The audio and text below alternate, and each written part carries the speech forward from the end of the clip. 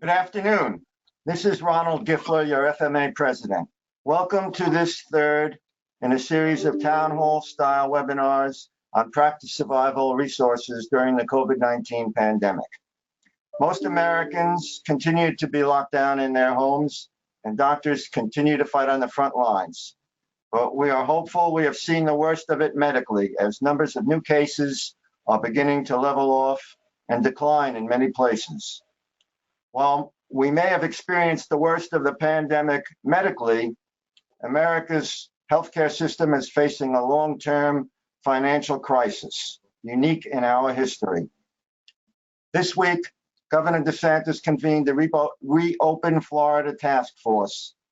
Tuesday, the FMA sent a letter to the governor asking that he lift the blanket restriction on elective procedures imposed by Executive Order 20-72. The task force has met several times. They're meeting today again, and they will be making recommendations to the governor shortly. Patient volumes have dropped dramatically. The expected drop in revenues are beginning to be felt in earnest. How long and how severe, we don't know.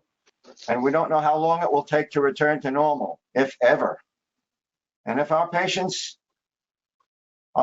cannot access our offices due to our being financially non-viable, healthcare access will be hurt all across the country. Last month, Congress passed the CARE Act, a multifaceted relief bill of more than $2 trillion. This week, we have obtained additional legislative and regulatory relief. The mission of the Florida Medical Association is to help physicians practice medicine. To this end, we have assembled this webinar to provide guidance on the resources available to keep us afloat in these challenging times. The first topic is liability risks in telehealth. Our first speaker, Jimmy's been in it. Director, Department of Patient Safety and Risk Management, Southeast Region for the Doctors Company, a national leader in providing professional liability insurance. Mr. Hester is a fellow of the American Society of Healthcare Risk Management and has more than 30 years experience in the professional liability insurance industry. He directs the patient safety risk management activities in the Southeast region for the Doctors Company and is responsible for providing risk management services to healthcare practitioners, organizations, and institutions. Also with him, although not initially speaking, is Mr. Christian Grew, who is Vice President of Business Development for the Doctors Company, and he will assist in answering any questions you may have. So with that, let me turn the meeting over to Mr. Hester. Thank you so much, Doctor. I appreciate that kind introduction. As you know, telehealth is a moving target and is truly changing as we are speaking. Several things to keep in mind as we go through the material today. Using telehealth as a modality for providing the good health care that you provide to your patients is strictly that. It's a modality. It's not practicing medicine in and of itself. Having said that, the best practices that apply to face-to-face, in-person visits also apply to telehealth. In other words, the use of your good medical judgment, your good documentation, your good reasoning in dealing with the patient is the same in a virtual visit as it is in a face-to-face visit. So I mentioned that to frame as we go through some of the information we'll discuss today. I wanted to start with a little bit of background information. This particular study was from a national healthcare insurance carrier, and it involves a large sample of 142 million primary care visits, as well as 94 million member years, going from 2008 to 2016. The message on this slide is, and again, this was prior to the pandemic, is that visits to primary care physicians had decreased by 24%, whereas urgent care and telemedicine encounters had increased. So it's fair to say, and all the data shows this, that telemedicine, telehealth was on the increase prior to the pandemic. A second study for your consideration is from the AMA, and this involved looking at 2016 to 2019 in terms of increases in the overall appetite, if you will, for using digital health tools. And it increased approximately 25% when we think of telemedicine visits, virtual visits, and remote monitoring. This goes back to the first of this year, again, prior to the pandemic. I did also want to mention that yesterday, the Florida Medical Association did indeed provide a wonderful report based upon a survey of members relative to many, many different things. But I did want to mention in the telemedicine arena that the survey and the results indicate that 65% of the respondents are increasing their use of telemedicine, and 30% of the respondents are considering an increase in their use of virtual visits. So again, it was increasing prior to the pandemic, and it certainly appears it's going to continue to increase and be a part of how we do business going forward in a greater way than it has been in the past. This particular study, again, is background from the AMA, is simply to mention that the most important concern of physicians responding to this particular survey centered on coverage by their medical malpractice insurance carrier for telehealth, and that increased up to 57% in this particular study by the AMA. Telehealth barriers. These have been identified by the New England Journal of Medicine, the Catalyst publication, as part of their group of communication. Several things that were identified. Telemedicine is too hard. Well, again, don't know that that's the case necessarily, but that was a barrier that was identified in this particular survey. Patients prioritizing relationships over transactional care, meaning that patients prefer a face-to-face visit in that relationship as opposed to a transaction, if you will, with the physician. The one thing to keep in mind in a patient-centered world is patients do appreciate an easier mechanism for obtaining what they need. So again, just a barrier identified. The physical examination cannot be redefined. We're going to look at some other pieces as we go through the material this afternoon that may help in that vein. Virtual visits are not effective. Again, a barrier that was identified. Don't know that that's necessarily the case, but in terms of looking at telehealth from the standpoint of approaching it, some barriers identified by clinicians, and that there is no business model. We know that, again, as it evolves, the business model will be to develop more and more exacts, if you will, on using telehealth. The presentation today is not on billing, but that will be a piece of it that obviously we feel will be a part of the business model going forward and be better defined. Some key risks to understand in telehealth: state licensing. Important to note that obviously practicing without a license can be considered a criminal offense, so you definitely want to be aware of licensure issues. Malpractice coverage, specifically venues. In other words, in a telehealth encounter, in a virtual visit, if you allow the example of a Florida physician, this being his or her primary location, they're having a telehealth visit with a patient in Wyoming. If a suit is filed in Wyoming, that venue is where your good work would have to be defended. And the venues are different. They have different rules, they have different judges, they have different norms. So that's, again, something else to be aware of.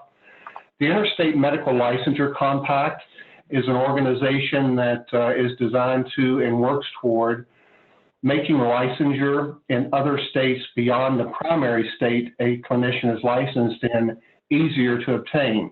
Doesn't mean it's still easy, if you will, but easier. The compact includes 26 states. At the present time, Florida is not a member of the Interstate Medical Licensure Compact. The physician-patient relationship, first visit requirements, much of that has been eased in the pandemic. Again, once we're past the pandemic, we'll have to see exactly what is required. Certainly understand that so much of it will probably change from what we're experiencing today in an emergency situation. First visit requirements, again, may well be a piece of that once again. The nature of the visit, that's something the clinician, using his or her good judgment, needs to be aware of. If during a telehealth encounter, the physician realizes that the scenario cannot be handled, cannot be properly addressed, the patient cannot be properly treated via this virtual visit, that there is an emergency, that there is a situation that telehealth visit does not lend itself to, you need to be aware of that as well when we think of some of the risks associated with telehealth. Documentation. I know that's a word that everyone has heard a great deal of when we think about patient safety and risk management and defending your good work.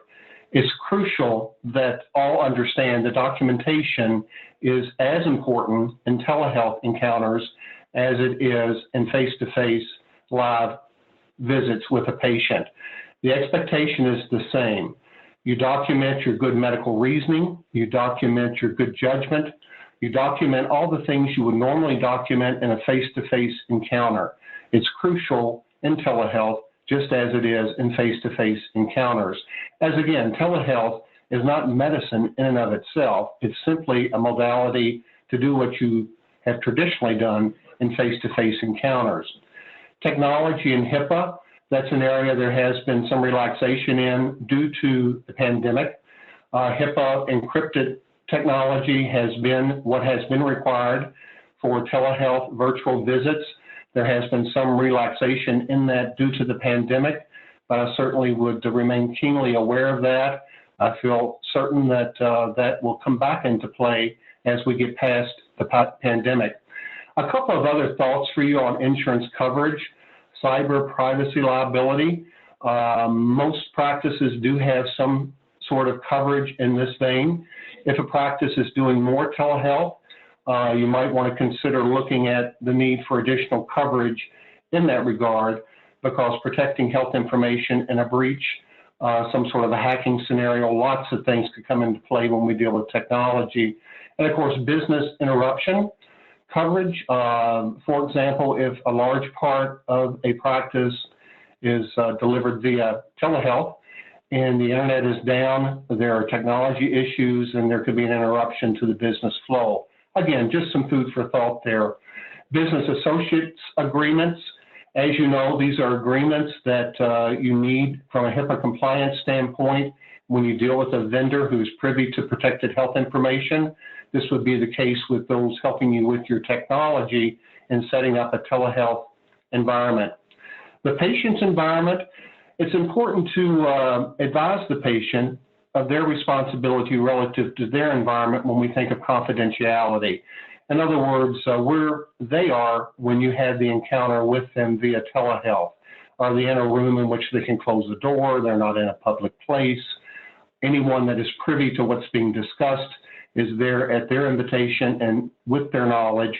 So make them aware of that would be a recommendation as well. And billing, especially Medicare and Medicaid, again, something else to be aware of. There have been relaxations in this area due to the pandemic, but we'll have to see where we are as we get past the pandemic and back to whatever normalcy may look like at that time. Informed consent. I can't stress enough the importance of informed consent. There are state-specific requirements in many instances.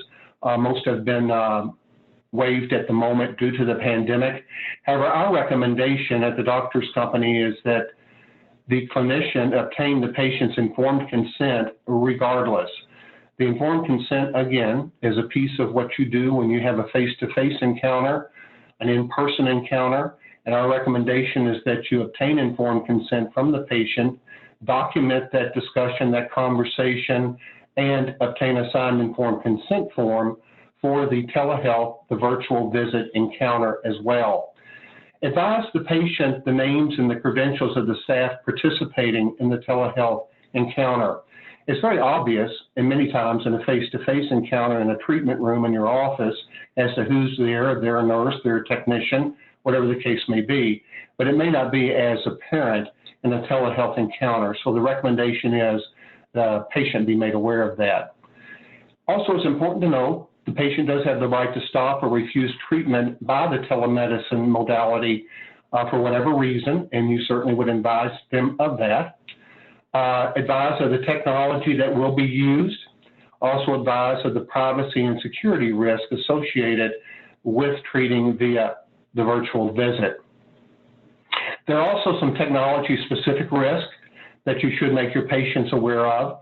That could be an interruption, poor quality due to technology. It could be a storm. It could be the internet goes down, lots of things. So advise them of that as part of the informed consent discussion and process. Permission to bill, again, another piece you would want to ensure all were on the same sheet of music on. Alternative care in case of an emergency or technology malfunction. In other words, the recommendation is that the clinician have a plan B in the event of an emergency with the patient or technology malfunction. And once again, ideally, our recommendation is that there be both a signed consent form and certainly the clinician note in his or her chart that the discussion was had and the patient informed consent, it was indeed obtained. I did want to mention that on the Doctors Company webpage, we do have a sample informed consent form for telehealth. I invite you to avail yourself to that sample form if you would like. It's on our webpage under the Telehealth Resource Center. Interesting, you know, as life goes on, we have new names for what we once did somewhere else, perhaps. Website manner is a term that has come into being in the very recent past, and several things to keep in mind in a telehealth encounter with the patient. Camera at eye level, to have good eye contact with the individual, just as you do in a face-to-face encounter. That can be a little more difficult, but it can make a difference, obviously, in the communication you're having with the patient. And again, it's recommended that you be cognizant of that and having a telehealth encounter. Clothing that you wear that is best suited for video. In other words, nothing that is a bold pattern. A solid color has been recognized as perhaps the better garment from a color standpoint to wear during the encounter. Badges being visible to the patient. Certainly, if you know the patient, that is not as necessary. But if the patient is not well known, badges being visible to the patient can be helpful in identifying yourself. Removing, of course, any visual distractions from behind the clinician providing the telehealth encounter, providing the medicine to the patient. In other words, if you're working from home, as we all are at the moment, so many of us, you want to ensure that behind you, you do not have a child playing or walking through. You do not have an animal, perhaps, that wants to be involved. Perhaps a television screen that's on with no volume. Nothing behind you that might be distracting to the patient and therefore adversely affect the communication you're having during the telehealth encounter. Pre-visit workflow, the recommendation there is to do a practice run of sorts, make sure everything is running, up and working properly prior to the actual encounter with the patient via telehealth. Physical examination, a couple of things I know the clinicians are very much aware of, but audible rules originated with the emergency department, having to do with determining whether an x-ray is needed based upon the movements of the particular patient being examined. Raw score having to do with the oxygen saturation. Again, a visual as opposed to a hands-on if you're on a telehealth kind of encounter. Some of the options for setting up the apparatus to provide telehealth. The native apparatus would be the electronic medical record. There are standalone products that you can explore. And the hybrid at the moment are the non-public facing kinds of apps that are currently being allowed in the pandemic. I would suspect they will go away once we're past the pandemic, but they include FaceTime, those kinds of non-public facing apps to ensure the technology is there to get through the particular telehealth encounter. So some options when we think about setting up telehealth, some tips. Wanted to share briefly just a couple of pieces here on some claims. This is from the Doctors Company claims data. And as you know, we insure 94,000, I believe it is, clinicians throughout the country. So we have a vast amount of data. And it's important to note that telemedicine claims have increased as a component of claims. However, it's still very small. And most of the claims have centered on diagnostic errors when we think of telemedicine, telehealth encounters, and claims we've seen thus far. Telehealth and the virus, several things to be aware of. Federal rules, CMSgov is a great source for keeping up with the different changes that are happening so rapidly. Medicare, of course, information on this site. The Office of Civil Rights, HIPAA. Obviously, there have been relaxations. Again, I don't feel that they will be permanent, but at the moment there are some relaxation in HIPAA requirements relative to telehealth encounters. State rules, certainly Medicaid, very important. Departments of Health, be cognizant of that. And your professional liability insurer, make sure, again, that your coverage is there, that you are addressing any kinds of specifics needed relative to your coverage. So again, make sure that you have that security and check on that through your agent, who can then, of course, check through the carrier to make sure you're in line there. As we close the short presentation today, I did want to share one more study. I thought this was so telling. This is the number of visits per day in transition to telehealth at one primary care practice. This again comes from the New England Journal of Medicine Catalyst publication. And as you can see, on March 13th, this particular practice decided to go to telehealth. That's in the blue. You can see the increases in green. So again, telehealth is increasing in terms of use, in terms of its acceptability, prompted perhaps by the virus, but it was already increasing prior to the virus. So just again, some food for thought there. Wanted to share a couple of resources. Many of these contain information that are pre-pandemic, but they're also updating consistently. And there is information, good sources from the American Telemedicine Association, the AMA, of course, FASHRM, the American Society for Healthcare Risk Management, and others. So please avail yourself to those resources. Finally, as I conclude the presentation this afternoon, there's my contact information. I did want to mention a couple of things in closing. Please understand, again, that telehealth is not in and of itself medicine.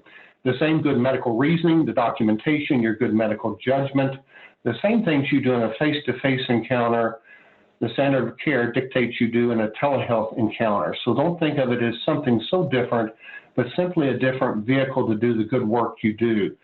So it's not that much different. It's just a slight adjustment in how we actually make it happen, so to speak. I also wanted to mention in closing, I invite you to avail yourself to our Telehealth Resource Center on our webpage. It does contain a wealth of information, and we're updating it consistently. That's at the www.thedoctors.com webpage.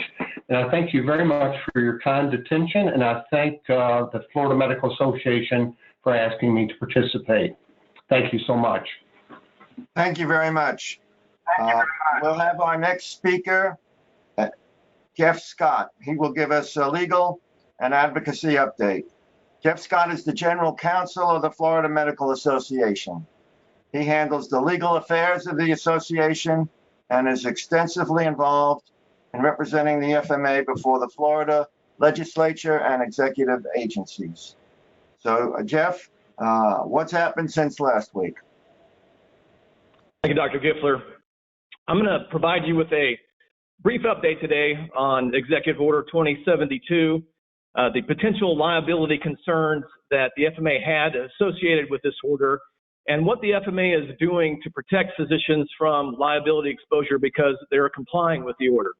So, as you know by now, the governor issued Executive Order 2072 on March 20th. This order prohibits physicians and other healthcare providers from performing elective surgeries and procedures unless the delay would place a patient's immediate health, safety, or well-being at risk. This order is set to expire on May 8th, along with the governor's executive order declaring a state of emergency. These two are walking hand in hand, and once the executive order expires, the 2072 is going to expire with it. But based on numerous requests from our membership, we sent a letter to Governor DeSantis on Tuesday asking that EO 2072 be lifted. And I want to stress that we did not ask for a blanket lifting of the order, carte blanche across the state with no restrictions, but rather we requested the governor to follow the CMS recommendations for reopening facilities to provide non-emergent, non-COVID-19 health care.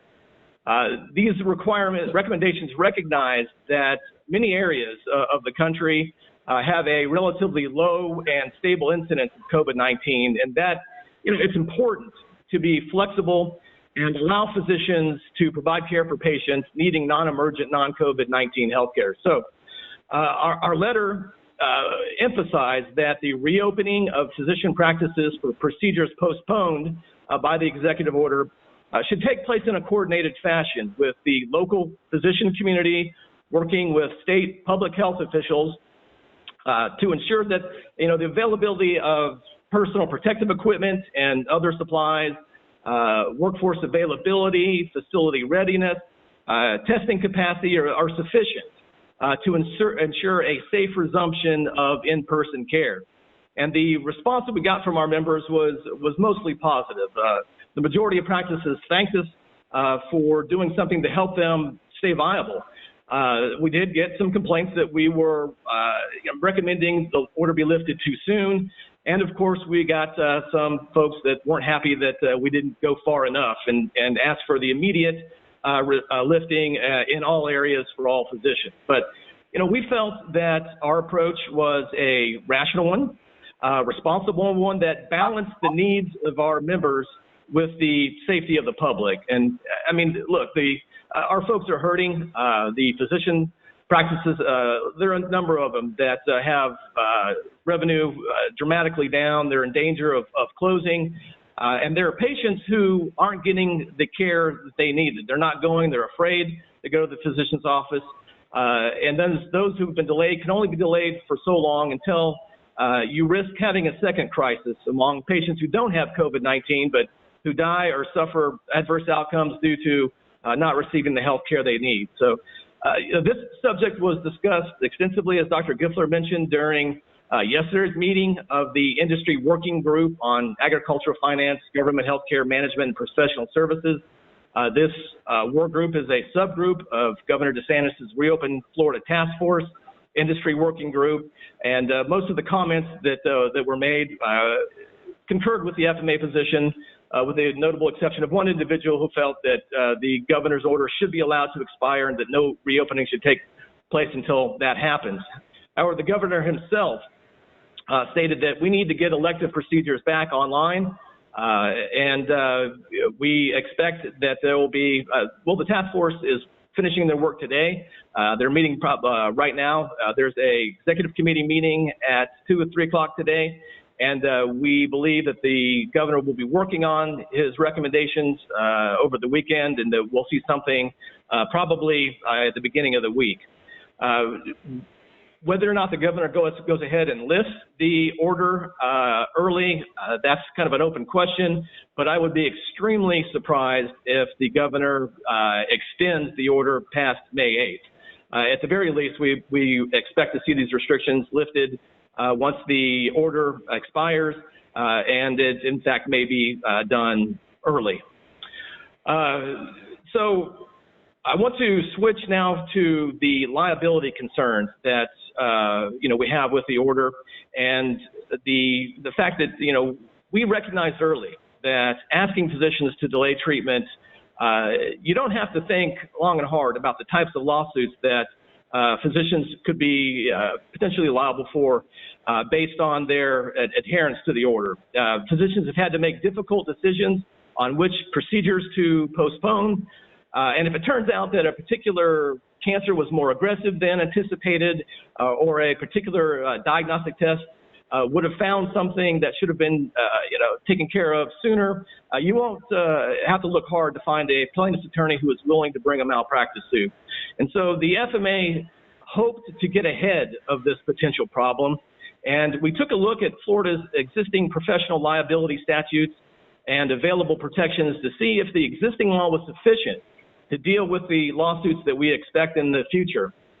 So first, I'd like to note Florida Statute 766.102. It does provide that the prevailing professional standard of care for a given healthcare provider shall be that level of care, skill, and treatment which, in light of all relevant surrounding circumstances, is recognized as acceptable and appropriate by a reasonably prudent similar healthcare provider. So this at least should ensure that any lawsuit, the physician will be able to have the jury consider the fact that his or her actions were constrained by law, they were prohibited from doing certain things, and thus the standard of care during this time period that the order was in effect is much different than the standard of care that existed before or after the order expires. And while helpful, this provision will not cut off lawsuits. It's not going to provide a particularly quick path to extricate oneself from a case that's been filed. And sadly enough, plaintiff's attorneys will likely find physician experts willing to testify against physicians, even under this different standard of care that applied during the state of emergency. So what we did was we looked at the statutes that were out there to see if there were stronger protections available. And we started with Florida's Good Samaritan Act, Section 768.13 of the Florida statutes. And this statute extends liability protections in 4 circumstances. First, those who gratuitously and in good faith render emergency care and treatment, either one, in direct response to emergency situations related to or arising out of a public health emergency or a state of emergency, now both of which have been declared in Florida, or at the scene of emergency outside of a hospital, a doctor's office, or other place having medical equipment, without the objection of the victim shall not be held liable for any civil damages as a result of providing this care or treatment, provided that they act as a ordinarily reasonably prudent person would have acted under the same or similar circumstances. Now, obviously, this particular protection has a couple of problems. I'll get to that in a second.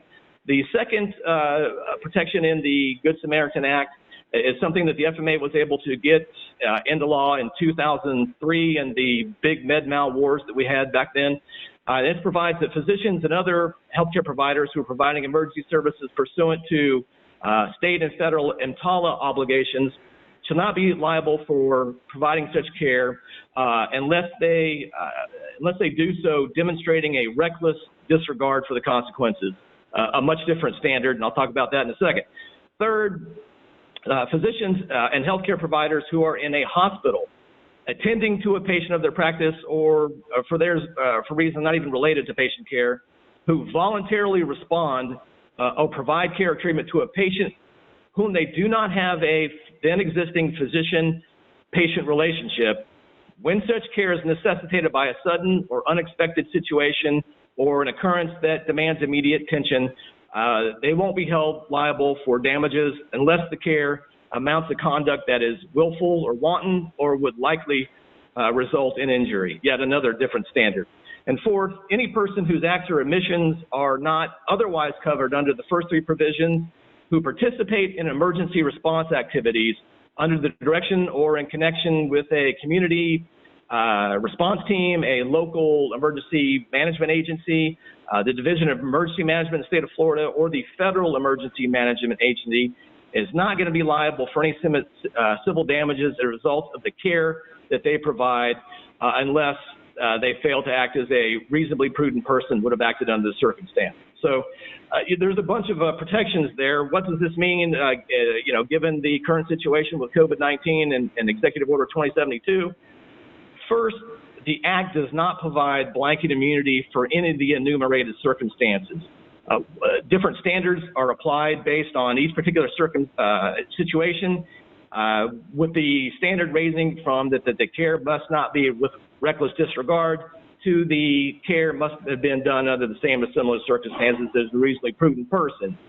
that last one is basically a negligence standard. So they're telling you you're not going to be liable unless you're negligent, which currently you're not liable for malpractice unless you're negligent. So not a lot of protections in that regard. Second, the EMTALA provision, it does provide immunity with the reckless disregard standard, and it does not require that the services be provided gratuitously. So there's some real protections there, but it's not a provision that cuts off lawsuits, and it may not be applicable to a lot of this current circumstances of care provided in a physician's office. And third, the Act does not cover the situation where a physician defers non-emergency treatment based on the need to provide hospital bed supplies, PPE, in coordination with Emergency Order 2072. And there is no immunity provided for the situation where a physician may unintentionally expose patients to the virus due to a lack of personal protection equipment.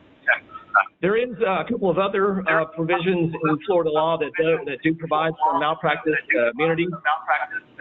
Section 768.1345 provides that no person shall have a claim for professional malpractice against a licensed professional who provides services for which no compensation is sought or received to such person during the period of a declared state of emergency, if the professional services arose out of the emergency and the person acts as a reasonably prudent person under same or similar circumstances.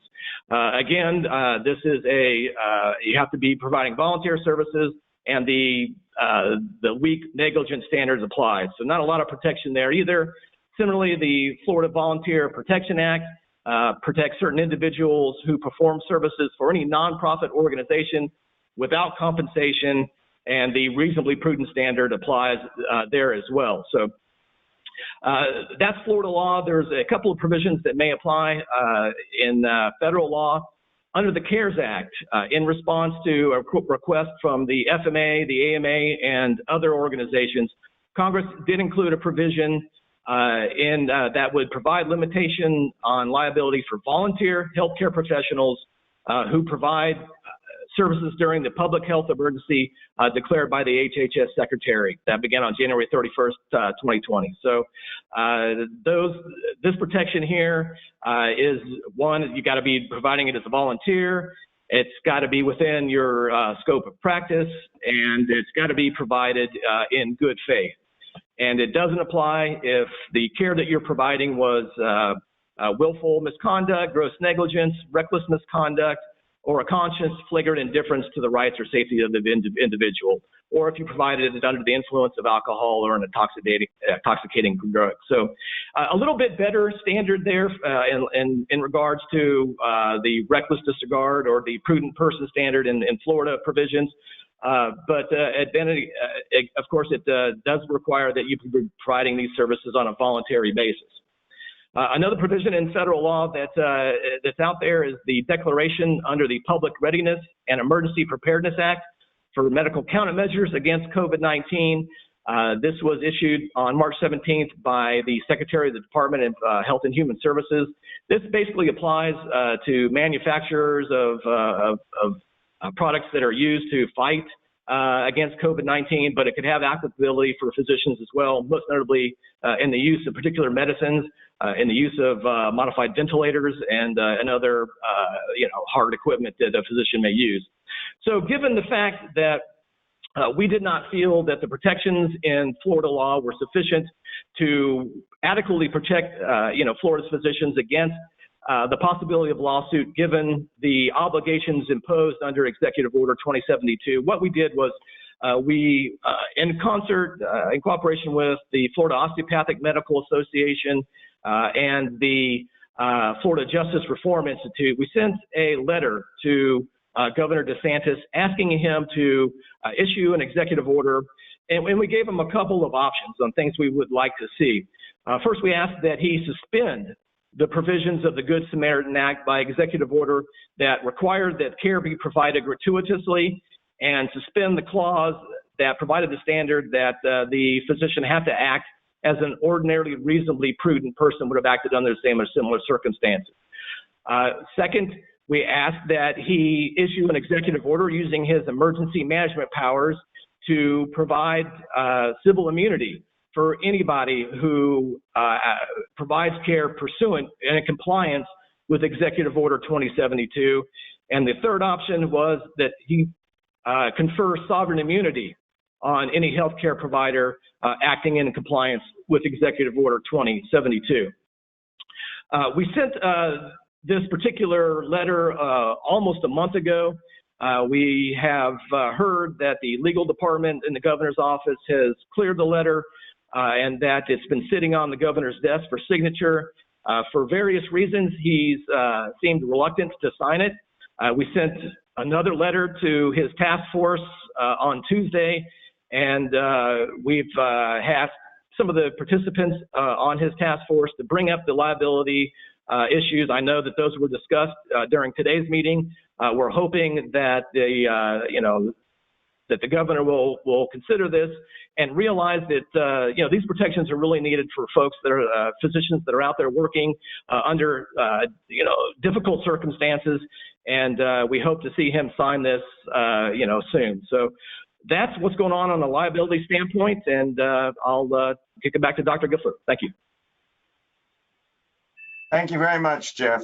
Yes, we've been trying very hard to get some liability relief, and hopefully, if that request is incorporated into his task force recommendations, we might yet prove successful in this.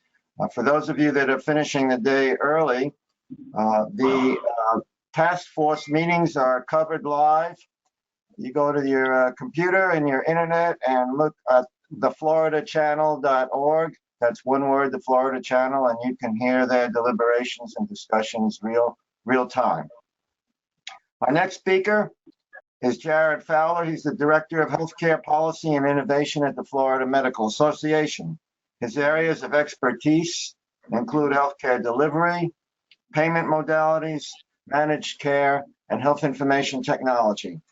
Jarrod's portion of today's webinar will include financial and regulatory relief options available to physicians, including the Payroll Protection Program, Medicare advance payments, and in more particular, additional programs that are unfolding this week and continue to unfold as we speak. These programs have been advocated by the FMA, and we've been closely tracking them through our federal lobbying team.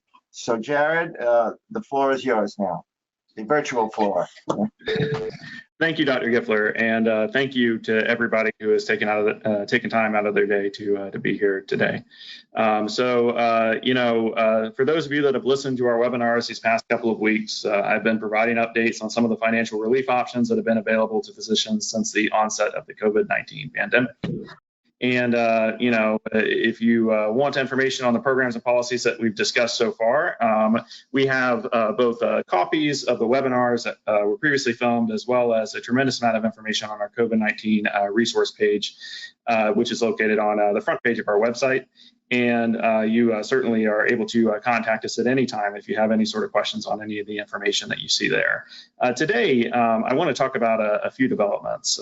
This is sort of an interesting week relative to the last couple of weeks, because right at this moment, there are some additional mechanisms for financial relief that are imminent, but the details of some of these programs haven't been made fully publicly available yet. So that limits me today mostly to talking about how you can prepare to take advantage of some new opportunities that are expected to become available in the near future, in addition to some of the stuff that we've talked about previously. Again, before I start, and I'll kind of emphasize this throughout, things are changing extremely fast, as Dr. Giffler has already mentioned. So HHS or the Treasury Department may release new information literally at any moment, and it's not hyperbolic to say that that could happen literally while we're on this call or immediately thereafter. And so I just want to clarify that it will be extremely important to monitor for updates related to some of this new information, because again, it's just really changing at a rapid pace, and a lot of this information is anticipated to become available as soon as today. So first thing is many of you are probably aware that the House and Senate have passed legislation to reinfuse the Paycheck Protection Program, or PPP, as it's commonly called, with an additional $320 billion in funds. As you're also probably aware, the initial $340 billion allotment of funds for that program ran dry last week. And according to, information from Senator Marco Rubio, it's expected that this net infusion of cash will be available to begin disbursements as soon as next Monday. But here's kind of the important thing to keep in mind here, which is if you have not applied to the PPP and you are interested at all, we recommend that you contact a lender today or as soon as you can. We've heard that many lenders have continued to process applications in anticipation of receiving the new funds. And it's widely anticipated in any case that this next $320 billion will be exhausted as fast or even faster than the initial $349 billion was. And the reason for this is straightforward, right?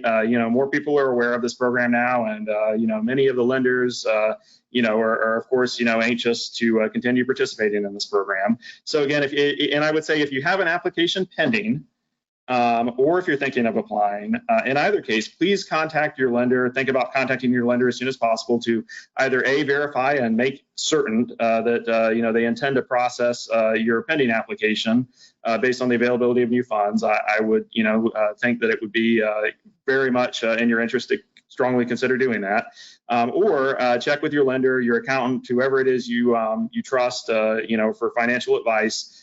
To look at potentially submitting an application to the PPP as soon as possible if you're eligible, because again, this new infusement of money, it sounds like a lot. It is a lot. I would like to have $320 billion. I think that it would be a lot for me, but apparently it's not so much in the context of what Congress is trying to do here, and that money is going to go very, very quickly.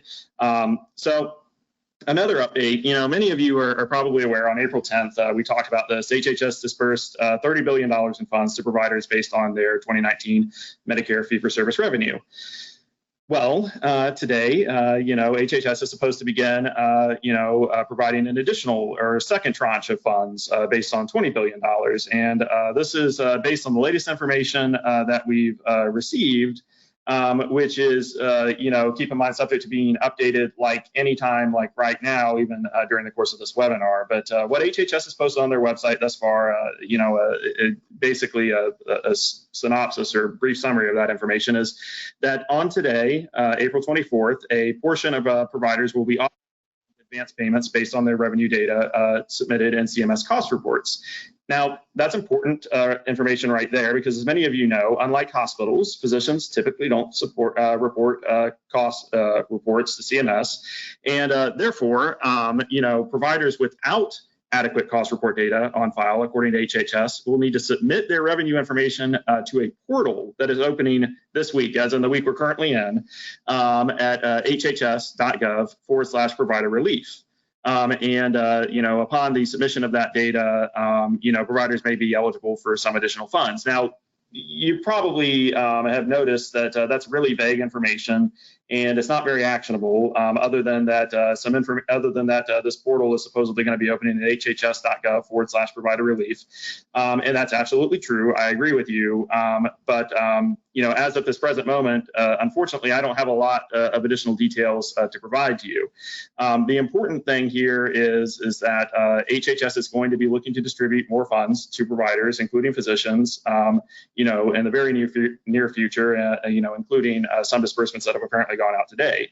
And those with adequate cost reports may have already received these funds. They may literally be in your account. But physicians who typically don't report, cost reports to CMS may need to submit revenue information on a portal that HHS is going to release on its website at the aforementioned URL.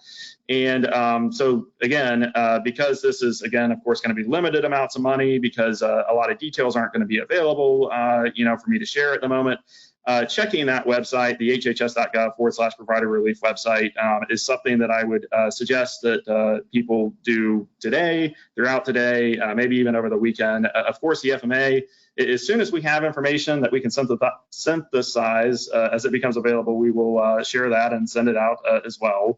It's something we're monitoring extremely closely, but the reality is there just are not a lot of details for us to share at this moment. Presumably, any money dispersed under the second tranche will probably be subject to the terms and conditions that were, required for that providers were required to submit to in order to receive the first round of funding. We don't have details yet, but anticipate that. And again, we'll just keep you updated on this as soon as we can. But the real takeaway is that you need to be checking the hhs.gov/provider relief website today, and as much as you can in the near future, and to know that we'll of course try and get information out as soon as information becomes available. The second thing is that HHS has announced some new information related to its plan to compensate providers who deliver care to uninsured patients during the epidemic. And a brief summary of some of what HHS has announced is that every healthcare provider who provided treatment for uninsured COVID-19 patients on or after February 4th, 2020 can request claims reimbursement through this program that is being laid out subject to the availability of fundings, and will be paid at the Medicare rate for qualifying services. The steps that are going to be involved here are going to be enrolling as a provider participant for this funding, checking patient eligibility and benefits, which is always fun, submitting patient information, submitting claims, and that money then will be paid by direct deposit. Now, providers can register for this program on April 27th, that's Monday, 2020, that's this year, of course, and begin submitting claims as early as May 2020. And if you go to that, again, hhs.gov/provider relief website, you can find a little bit of information about this, as well as a link to a URL with additional information. The HHS does note that providers will be obligated to abstain from balance billing any patient for COVID-19 related treatment as a condition of this. And they provide really not a lot of additional information on the terms and conditions, but expect that there, will be some.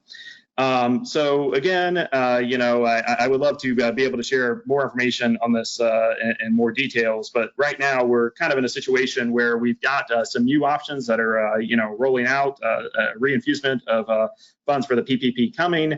And mostly this is just a situation where it's important to know that because this is changing so quickly, and because everything that I've just mentioned, of course, is pertinent to physicians, that you check, with HHS for updates, of course, monitor for updates from us, and know that we'll be looking to get updates as soon as we can. And of course, if you're thinking about applying for the PPP, or you've already applied for the PPP, and you're not sure whether or not your application is still in queue, or whether your lender intends to process it, it would be, prudent to consider, reaching out to your lender as quickly as you can if you have any interest, and or checking with your accountant or other qualified financial advisor for, advice on what you might consider doing. In any event, I'm going to kind of stop with that, and we'll, of course, now have time for questions and answers. So I'll hand it back over to Matt. And again, I thank you so much for listening today, for joining this webinar. And look forward to taking questions. Thank you, Jarrod, very much.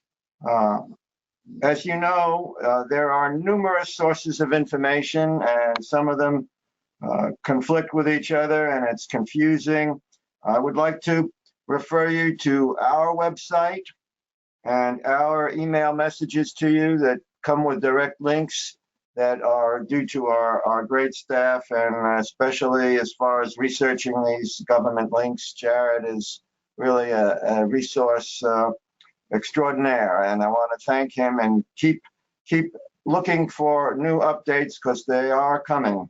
And his point that I can't overemphasize to repeat, contact your lender too. They want to make loans, and if you know your lender, it's the best way to go also. Do we have any questions that have been entered? Yes, sir. We have quite a few. First one would be for Jeff. Has Florida considered doing medical marijuana certification via telemedicine visits? If not, why not?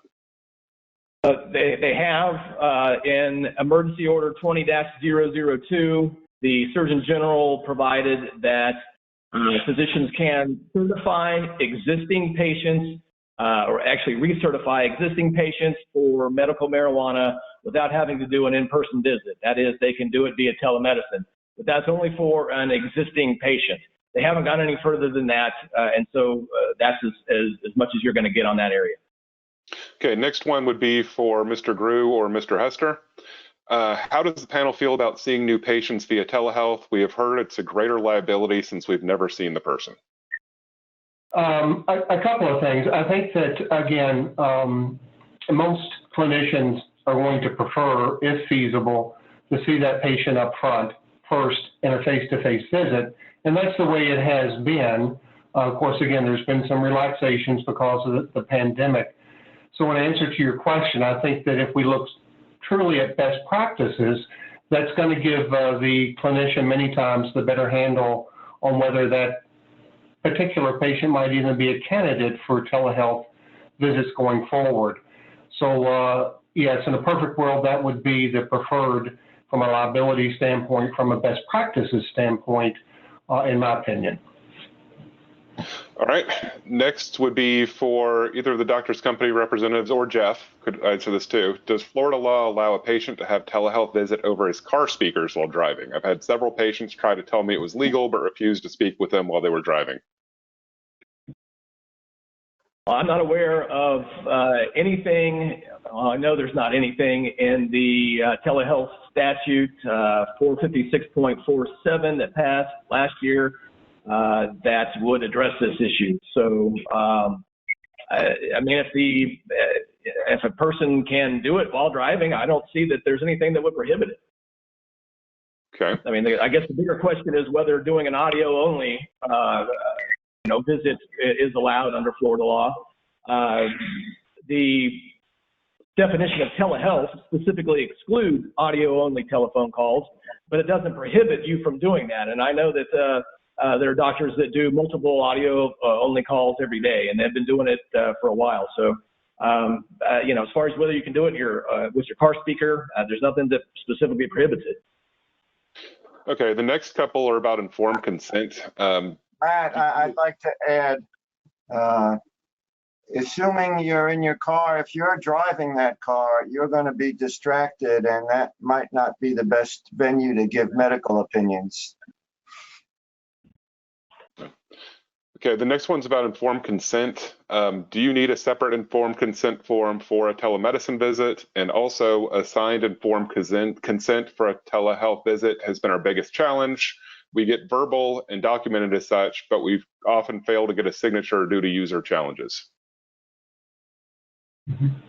I can address that, Matt. Yes, the preferred, again, is that there be a signed informed consent form along with the discussion the physician has with his or her patient and document their having obtained informed consent, answered questions, that type of thing. So at a minimum, again, during the pandemic, make sure you get, would be our recommendation, the documented informed consent in terms of that being included in the note. The preferred is both.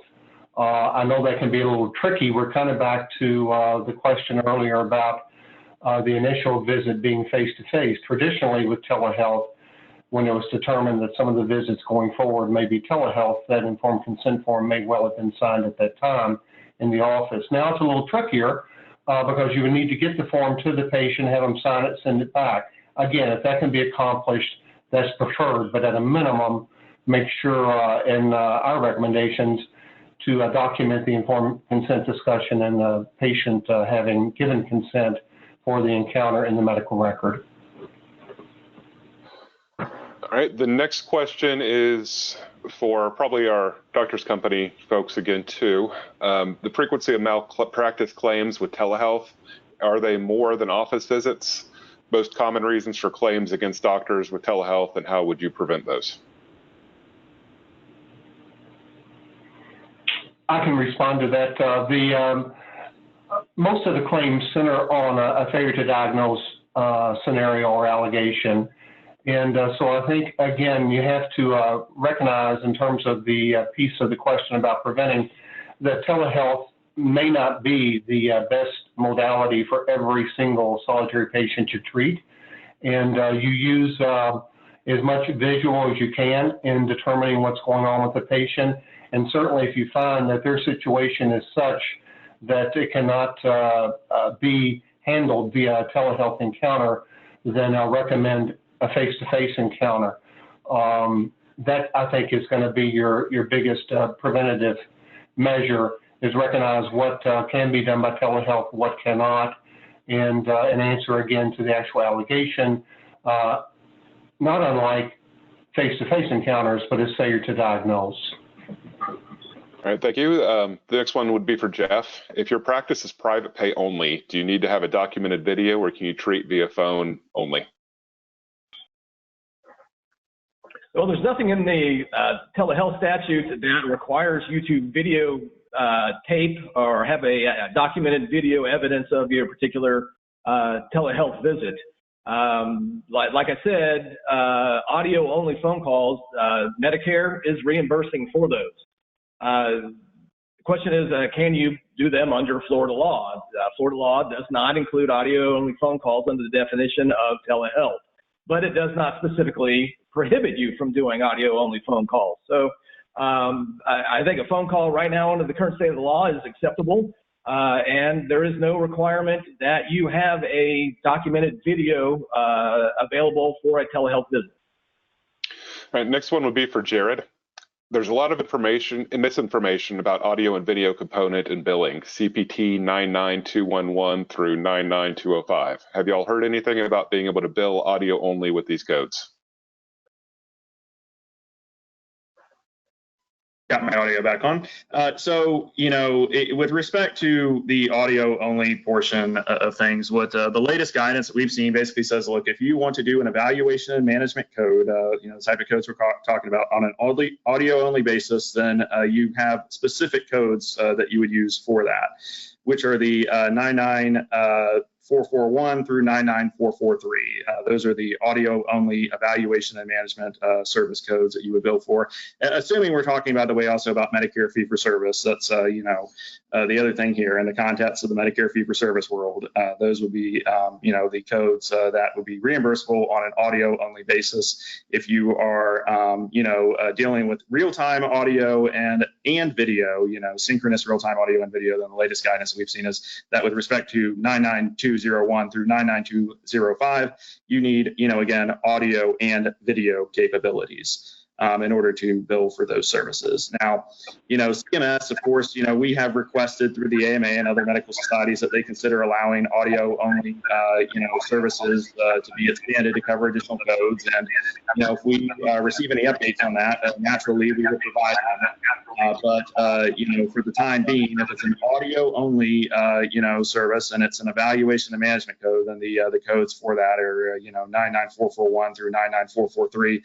Of course, the other thing, when it comes to, misinformation and different types of information is, look, if you should always also check the guidance from whatever payers you're contracted with to see, how they're handling and reimbursing for telehealth.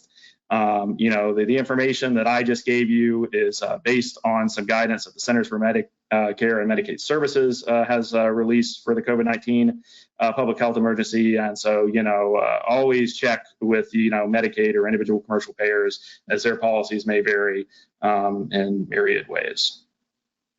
Good. Next one I'm going to open up. Matt, I'd like to add, we have been contacting a number of the commercial payers in an effort to get them to come on board comparable to CMS with telehealth coverage, and we've had some partial success. Jarrod or Jeff, do you want to just tell us what you've been doing in that regard? Yeah, I'll start with the actions with the Office of Insurance Regulation. We contacted Commissioner Altmaier, and we've sent him now a total of 3 letters asking him to issue an order that would require all insurance companies in Florida to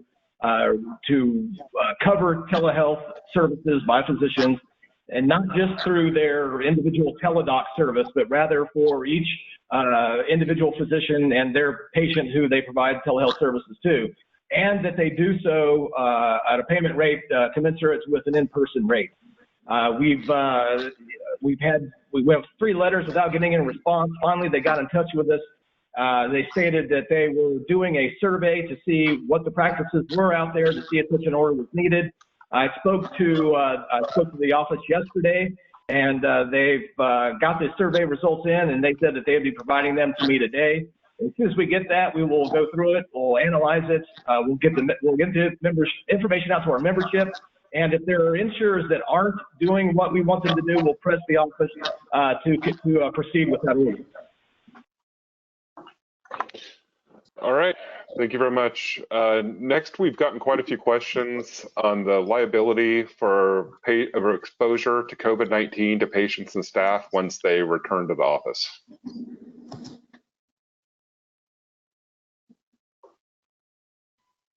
Okay. All right. Well, I'll take a stab at this one. There's going to be guidelines as to how you reopen your office or how you proceed with treating patients in various stages during this reopening system. And I would follow those recommendations, because if you have a patient who contracts the virus and they can somehow trace it back to your office, which obviously will be very difficult to do, but assuming they can, and you're not following those recommendations, then you're going to have to explain why. So, but on the contrary, if you follow those recommendations and do everything you're supposed to do, then the liability for potential contraction of the virus will be limited. Okay. This one will be from our reps from the doctor's company. I have a license to practice medicine in the state of Florida and the state of Indiana. Do I need a state-specific insurance policy to deliver telemedicine for patients in Florida while I'm currently practicing in the state of Indiana? David, I'll take this one. I think there's some feedback on your end, David. If you can mute your phone just for a minute, it would help. But so at the doctor's company specifically, we write professional liability coverage across all 50 states. So in this specific example, you need to notify us, your underwriter or your agent, that you're practicing in, I think you're in Indiana, but you're seeing patients in Florida. Just notify us of that. We document that in your file. There could be some rating implication if the different venues have different rating factors. So just let underwriting know of that. With regards to other carriers, same thing. Just notify your current carrier that you're performing this telemedicine activity in a different state. Okay, next one would be for Jeff. I'm a pediatrician. It's my understanding I can diagnose and treat a patient using telemedicine for ADHD and prescribe controlled medications without a face-to-face visit in Florida. Florida law in regards to prescribing controlled substance through telehealth is clear that you cannot do it except for I think there's like 4 different instances. You can do it to treat a psychiatric disorder, inpatient treatment at a hospital, inpatient treatment at a hospice, and then inpatient treatment of a resident in a nursing home facility. So I don't know whether ADHD is considered a psychiatric disorder. If in fact is, then it appears that you could prescribe a controlled substance via telehealth for that particular condition. If it is not a psychiatric disorder, then you've got to see that patient in person before you can prescribe a controlled substance. All right.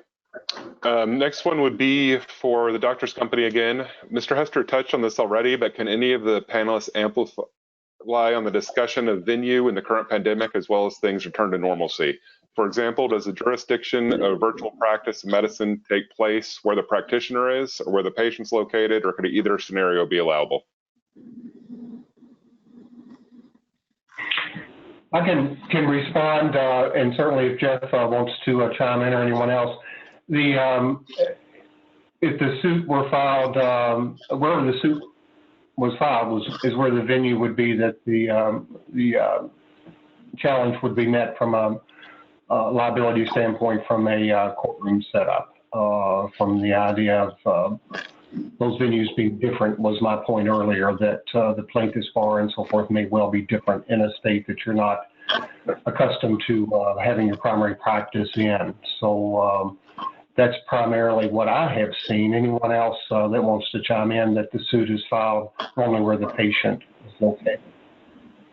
Yeah, in the telehealth statute that passed in 2019, they specifically included a provision for venue that says that the act that constitutes the delivery of healthcare services occurs at the place where the patient is located at the time the act is performed or in the patient's county of residence. The venue is going to be in those locations. Okay, thank you very much. We have one last question here, and then we're going to go on and wrap it up. If anybody did not get their question answered or would have additional questions, please email them to membership@flmedical.org. That is membership@flmedical.org if you have additional questions or did not get your question answered today, and we will answer those as quickly as possible. Last one is, bearing in mind the issue of failure to diagnose as a common cause of litigation with telehealth, is there any risk of liability for not using an EHR during COVID? I can take that. I think that there, ideally, the native apparatus, if you will, for a telehealth encounter is through the EHR EMR. And I think that that is the better way to get all the work done, if you will. Keep the patient safe, get the patient's treatment, but have the mechanism to document. So in the perfect world, that is the preferred mechanism, if you will, to conduct a telehealth visit, and that's through the EHR. All right, thank you, everybody. Dr. Gettler, I'll turn it over to you if you had any closing comments. I want to thank all our speakers. This is a trying time. New issues are coming up every day, and old issues, old meaning a month old in this case, tend to be constantly changing. So I believe there's a good chance we'll have another program in a week dealing with follow-up on some of the new programs Jarrod has talked about, and we may have some guest speakers specifically addressing some of the lab testing issues, not just in the big labs in the hospitals, but a number of our members would like to get some testing going in their own offices. So stay tuned and let us know your concerns. And thank you all very much for attending.